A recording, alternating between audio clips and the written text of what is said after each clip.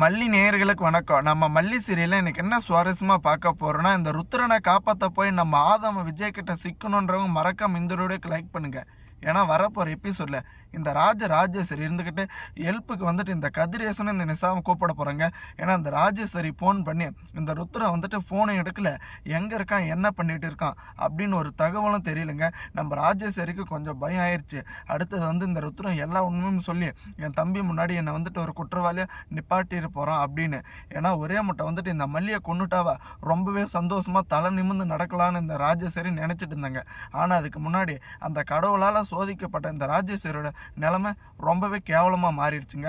ஏன்னா இந்த ருத்ரனை காப்பாற்ற போய் இந்த ஆதம் இப்போ நம்ம விஜய் கிட்ட ஒரு கேவலமான நிலைமையில் கையங்கலமாக சித்துக்க போகிறான். ஏன்னா இந்த ருத்ரன் நம்ம மல்லியை கொள்றது வந்திருக்கான். இந்த ஆதவனும் இந்த பார்த்தீங்களான்னா ஆதவன் கூட இருக்கிற இவங்க ஒய்ஃபும் நம்ம வெண்பாவை கடத்த வந்திருக்காங்க அப்படின்ற உண்மை நம்ம விஜய்க்கு தெரிய வந்துருச்சுங்க. அடுத்தபடியாக இந்த நிசா இருந்துக்கிட்டு நம்ம ராஜேஸ்வரி சொன்ன மாதிரி நர்மதாவுக்கு ஃபோன் பண்ணி ஆதவங்கிட்ட எல்லா உண்மையுமே சொல்கிறாங்க. அங்கே இந்த ராஜேஸ்வரி ஆள் மாட்டிட்டு இருக்கானா, அவனை முடிஞ்ச வரைக்கும் நீங்கள் எப்படியாச்சும் காப்பாற்றி தப்பிக்க விட்டுருங்க.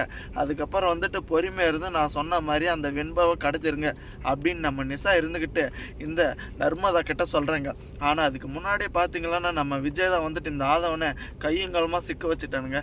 ஏன்னா அந்த ஒரு மேனேஜர்கிட்ட ஆஃபீஸில் இருக்கிற மாதிரி இந்த ஒரு கேம்பில் இருக்கிறவங்க கிட்ட போய் கீ கேட்டிருக்காங்க. அந்த ஒரிஜினல் கீ வேணா, டூப்ளிகேட் கீ வேணும் எனக்கு, அதுக்குள்ளே ஒரு ஆள் மாட்டிட்டு இருக்காங்க அப்படின்ற மாதிரி. ஆனால் அவங்க எல்லா உண்மையுமே நம்ம விஜய்க்கு சொல்லிட்டாங்க.